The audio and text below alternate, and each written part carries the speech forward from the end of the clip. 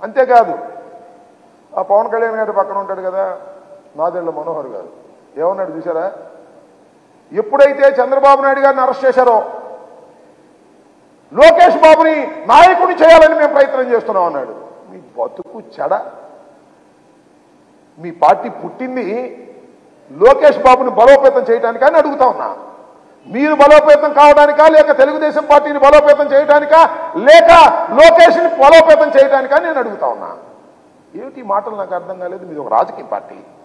మీ రాజకీయ పార్టీ మరొక రాజకీయ పార్టీలో ఉన్నటువంటి ఒక అసమర్థుడైనటువంటి రాజకీయ నాయకుడిని, తిరస్కరించబడినటువంటి రాజకీయ నాయకుడిని బలోపేతం చేయడానికి ప్రయత్నం చేస్తున్నారని నాదెళ్ల మనోహర్ అంటుంటే తాముగా కూర్చున్నాడు పవన్ కళ్యాణ్ గారు. నాకు అర్థం కాల.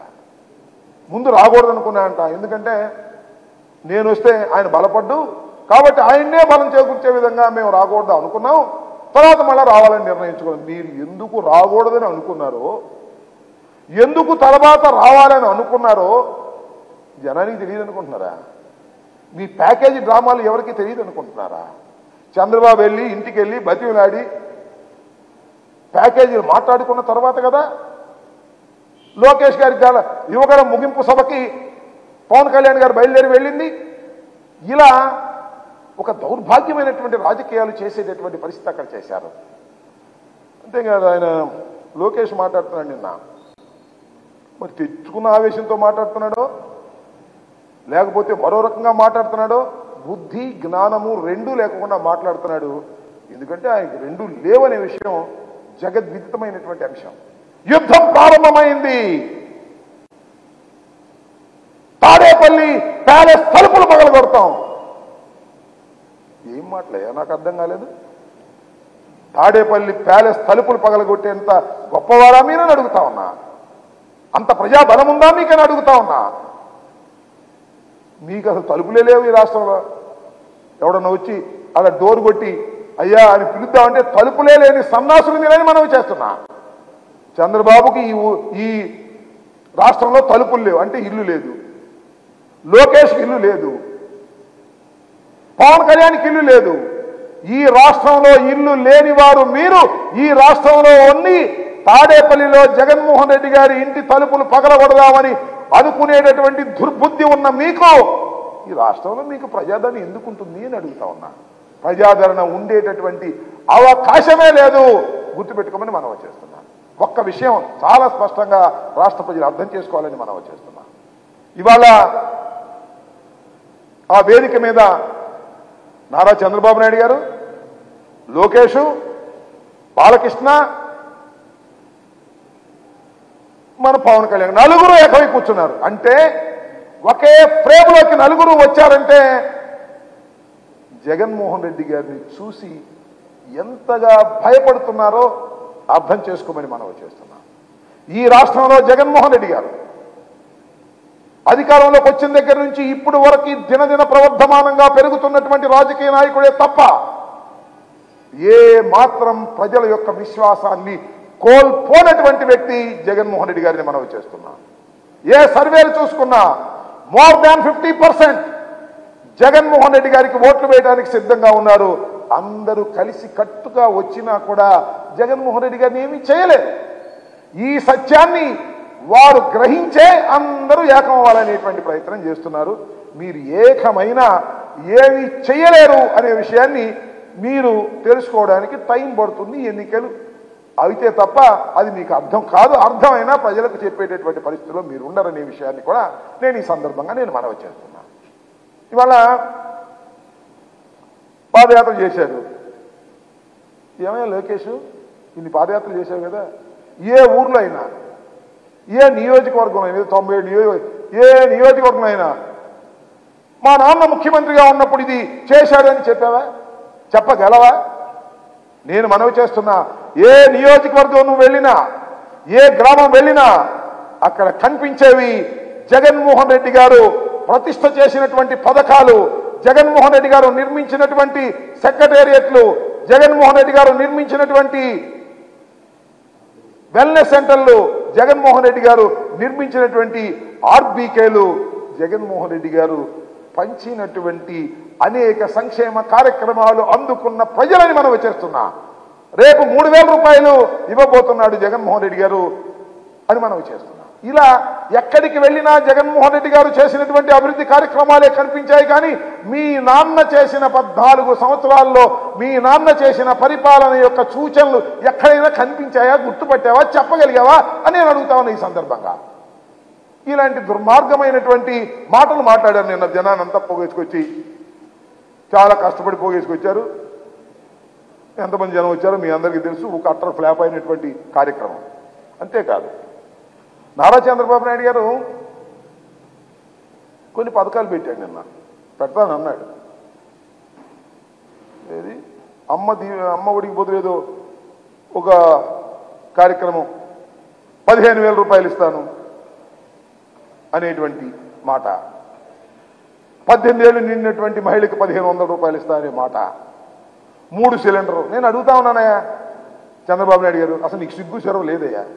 ఎందుకంటానంటే జగన్మోహన్ రెడ్డి గారు ఇస్తున్నటువంటి సంక్షేమ కార్యక్రమాలు పథకాలు చూసి నువ్వేం మాట్లాడావు? జగన్మోహన్ రెడ్డి గారు అందరికీ పథకాలు ఇచ్చేస్తున్నాడు, దోచేస్తున్నాడు, ఖజానా అంతా పేద ప్రజలకు పనిచేస్తున్నాడు, చివరికి ఇది శ్రీలంకలాగా అయిపోతుంది అని చెప్పారుగా. నువ్వు చెప్పావు, నీ కుడి ఎడమన ఉన్నటువంటి పత్రికలు చెప్పాయి. ఈనాడు, ఆంధ్రజ్యోతి, TV5, ఈటీవీ, ABN వదలగొట్టేగా మొన్న మధ్యన జగన్మోహన్ రెడ్డి గారి పాలనలో ఆంధ్రప్రదేశ్ శ్రీలంక అయిపోతుంది అని భయపెట్టాలని ప్రయత్నం చేశారే. ఎట్లా ఇస్తారు మీరు ఇవాళ ఈ పథకాలన్నీ? ఇప్పుడు కాదా? అంటే మీరు విషం కక్కేటటువంటి ప్రయత్నం చేశారే తప్ప మీకు చిత్తశుద్ధి లేదు అని మనం చేస్తున్నాం. అసలు ఏందయ్యా నాకు అర్థం కాలేదు చంద్రబాబు నాయుడు గారు. మీరు అసలు ఏ హామీ నిలబెట్టుకున్నారండి? ఇవాళ ఇస్తానంటున్నాం కదా 3 సిలిండర్లు కర్ణాటకలో పెట్టి కాంగ్రెస్ పార్టీ వాళ్ళు, మహిళకి బస్సులో ఫ్రీ, ఇవన్నీ చెప్తావు కదా. నువ్వు అసలు ఏమైనా ఒక్కటైనా నీ అధికారంలో ఉన్నప్పుడు, జగన్మోహన్ రెడ్డి గారు పార్టీ పెట్టిన తర్వాత 2014లో నువ్వు అధికారంలోకి వచ్చినప్పుడు, అంతకు ముందు నువ్వు ఇచ్చినటువంటి వాగ్దానాలు ఒక్కటిగా పోతే ఒక్కటైనా నెరవేర్చావా? నిన్ను నమ్మడానికి ఏమన్నావు? నిరుద్యోగ భృతి అన్నావు, ఇచ్చావా? ఇవ్వలేదుగా. చివరిలో ఏదో పెట్టావు లిమిటెడ్గా. అన్నా క్యాంటీన్ అన్నావు, ఇచ్చావా? ఆఖరిలో పెట్టావు 6 నెలల ముందు, 3 నెలల ముందు. రుణమాఫీ అన్నావు, ఇచ్చావా? మోసం చేశావు.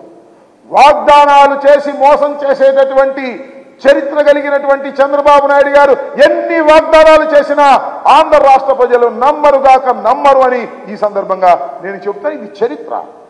కానీ జగన్మోహన్ రెడ్డి గారు ఒక మాట చెబితే ఎంత నష్టమైనా కష్టమైనా నెరవేరుస్తారని చెప్పడానికి ఒకే ఒక్క ఉదాహరణ మీ అందరికీ తెలుసు. కరోనాలో మొత్తం అన్ని షట్ డౌన్ అయిపోయాయి, ఆదాయాలు పడిపోయాయి.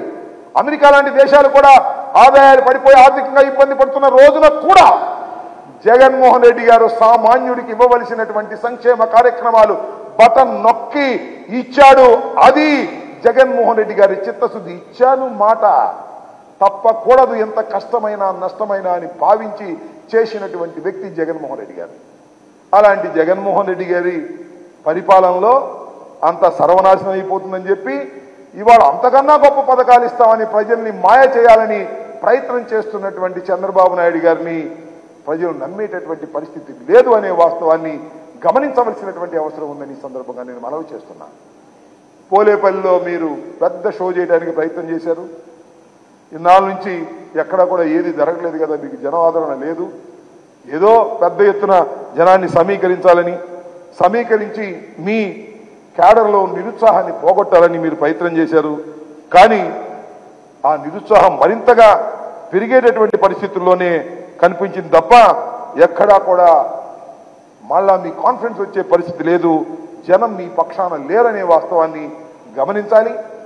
మొత్తం నేను ఇంతకుముందు కూడా చెప్పా, పాపం ఇదంతా ఈ స్కీమ్ అంతా, ఈ పథకం అంతా, ఈ మ్యానిపులేషన్ అంతా ఏమిటయ్యా అంటే తాను వృద్ధుడైపోతున్నాడు చంద్రబాబు నాయుడు గారు. 73 74 తేలింది, సత్తు అయిపోతుంది, వయసు రీత్యా మనం ఏం చేయగలిగింది లేదు. కుమారుడు ఉన్నాడు, అతను ఏదో ఒక విధంగా నాయకుడిని చేయాలనే తాపత్రయపడుతున్నాడు. ఆ నాయకుడిని చేయాలనే తాపత్రయంలోనే వాళ్ళ కాళ్ళు వీళ్ళ కాళ్ళు పట్టుకొని అతను తీర్చిదిద్దాలని ప్రయత్నం చేస్తున్నాడు. కానీ ఏమి సాధ్యమవుతుందని మనం చేస్తున్నాం. అది మెటీరియల్ కాదు, అది సీఎం మెటీరియల్ కాదు, నాయకత్వ మెటీరియల్ కాదు. నిరూపణ అయిపోయింది. ఒకసారి నువ్వు దొడ్డిదోవను తీసుకొచ్చి ఆయన్ని మంత్రిగా చేస్తే 2 శాఖలు 3 శాఖలు ఇచ్చి మంగళగిరిలో పెట్టి తుక్కుదుగ్గా ఓడిపోయాడు. పాదయాత్ర చేయరా బాబు అని చెప్పేసి ఆ నాన్న పంపిస్తే పాదయాత్ర చేస్తూ ఇష్టం వచ్చినట్టుగా బూతులు మాట్లాడే కార్యక్రమం. నిన్న కూడా చెప్పారు, అతనికి ఏది స్పష్టంగా పలకటం రాదు. ఆయన తిరిగి తిరిగి కాళ్ళు అరిగాయి, చెప్పులు అరిగాయి చేసినా చివరికి పవన్ కళ్యాణ్ లాంటి వాళ్ళు వెళ్ళి, ఎందుకంటే పవన్ కళ్యాణ్ లాంటి వాడు వెళ్ళి అంటే ఎందుకుంటుందంటే పవన్ కళ్యాణ్ గారికి జనం బాగా వస్తారని ప్రతీతి. పవన్ కళ్యాణ్ ఒకళ్ళు, బాలకృష్ణ ఒకళ్ళు చూడటానికి జనం వస్తారు. ఇది నేను చెప్పిన మాట కాదు, సాక్షాత్తు పవన్ కళ్యాణ్ గారే చెప్పారు. నన్ను చూడటానికి జనం వస్తున్నారు తప్ప నాకు ఓట్లు వేయడానికి జనం రావట్లేదని. అందువల్ల జనాన్ని క్రోడీకరించుకోవడం కోసం, జన సమీకరణ చేసుకోవడం కోసం పవన్ కళ్యాణ్కి ప్యాకేజ్ ఇచ్చి స్పెషల్ ఫ్లైట్లో తీసుకెళ్లి అక్కడ ఏదో షో చేయాలని ప్రయత్నం చేశారు తప్ప వీళ్ళందరూ కట్టుకొని వచ్చిన జగన్మోహన్ రెడ్డి గారిని ఓడించే శక్తి వీరికి లేదని మనం చేస్తున్నా. నిన్న ఒక మాట అన్నాడు పవన్ కళ్యాణ్ గారు, 20 మందిని మారుస్తున్నారంట, ఇంకో 80 మందిని మారుస్తారని సమాచారం ఉంది. పోనేలే బాబు, మా పార్టీలో సమాచారాన్ని కూడా నీకు తీసుకుంటున్నావు, తప్పో రైటో. మార్చాల్సింది జగన్మోహన్ రెడ్డి గారిని అంట, వీళ్ళ కాదంట. నువ్వు మార్చవయ్యా జగన్మోహన్ రెడ్డి గారిని. చంద్రబాబు నువ్వు కలిసి రండి మారుద్దురని మనవి చేస్తున్నా, రండి పోటీ చేయమని మనవి చేస్తున్నా. మిమ్మల్ని మార్చడం ఎవ్వరూ మార్చలేరు. ఎందుకంటే మీరు హైదరాబాదు నివాసులు, మీరు ప్రతిపక్షంలో ఇవాళ నువ్వు ఓడిపోతావు, నీ లోకేష్ ఓడిపోతాడు, చివరికి కుప్పంలో చంద్రబాబు కూడా ఓడిపోవడం ఖాయం. కారణం ఒకటే మనవి చేస్తున్నా, జగన్మోహన్ రెడ్డి గారి సంక్షేమ కార్యక్రమాలు 90% ప్రతి ఇంటికి వెళ్ళాయి. ఒక 10% అందకపోతే అందకపోవచ్చు, ఎందుకంటే వాళ్ళకు ఉన్నటువంటి ఇన్కమ్ ట్యాక్స్ కట్టేవాళ్ళు హయ్యర్ లెవెల్లో ఉన్నవాళ్ళు తప్ప 90% గృహాలకు ఏదో ఒక పథకాన్ని అందించినటువంటి ప్రజా సంక్షేమ కార్యక్రమాలలో గొప్ప అయినటువంటి మేటైనటువంటి జగన్మోహన్ రెడ్డి గారిని ఓడించటం మీ తరం కాదు. ఒకసారి కలిసి వచ్చి ఈ రాష్ట్రాన్ని సర్వనాశనం చేశారు. ఈసారి మీరు కలిసి వచ్చినా మీరు సర్వనాశనం చేసింది ప్రజలకు గుర్తుంది. ఇవాళ జగన్మోహన్ రెడ్డి గారిని దూషించడం కోసమే మీరు అక్కడ సభ పెట్టారు, కలిసికట్టుగా దూషించారు, కలిసికట్టుగా ఇష్టం వచ్చినట్టు మాట్లాడారు. ప్రజలు గమనిస్తున్నారు, దానికి సరైనటువంటి సమాధానం చెప్తారు ఈ రాష్ట్ర ప్రజలని కూడా ఈ సందర్భంగా నేను మనవి చేస్తున్నాను. మిమ్మల్ని మార్చడం మాత్రం ఎవరి వల్ల కాదు, మీరు ప్రతిపక్షంలోనే ఉంటారు. ఆ ప్రతిపక్షంలో కూడా మీకు గెలవని దశలో ఉంటారని ఈ సందర్భంగా చెప్పదలుచుకున్నాను.